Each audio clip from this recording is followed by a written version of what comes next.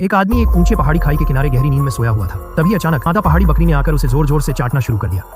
वो झटके से जाग गया, घबराया हुआ आंखों की पट्टी उतारी। वो खुद को हजारों मीटर की ऊंचाई पर हवा में झूलता हुआ पाया।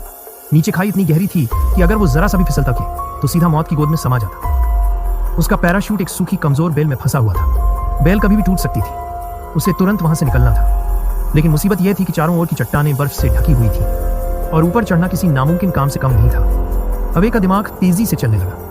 उसने अपनी जेब से एक सस्ता सा चाकू निकाला और उसे अपने जूतों में इस तरह फंसा दिया कि वो चढ़ाई के काम आ सके। साथ ही उसने हाथों के लिए एक हुक भी बना डाला जिससे वो बर्फीली दीवार पर पकड़ बना सके। लेकिन अफसोस, जिस चाकू को उसने सिर्फ 9.9 युआन में खरीदा था, उसकी औकात पहले ही कदम पर सामने आ गई। जैसे ही उसने चढ़ना शुरू किया, चाकू चटक कर टूट गया। उधर सूखी बेल भी चरमराने लगी। अब वक्त बहुत कम था। इस नाजुक पल में अवेक ने बिना समय गंवाए रस्सी काट दी और टूटती बेल से खुद को अलग कर लिया। अब वो खड़ी चट्टानों के बीच जान हथेली पर रखकर झूल रहा था। उसी वक्त उसकी नजर ऊपर चढ़ती एक बकरी पर पड़ी। उसकी चाल, उसकी तरकीबें, सब कुछ ध्यान से देखा और फिर उसी की नकल करते हुए अवेक ने भी चट्टानों पर चढ़ना शुरू किया। कई मिनटों की मशक्कत के बाद वो एक समतल बर्फीले प्लेटफॉर्म तक पहुंच ही गया, लेकिन किस्मत को तो कुछ और ही मंजूर था। अभी चैन की सांस ली ही थी कि अचानक नीचे से बर्फ टूटने की आवाज आई।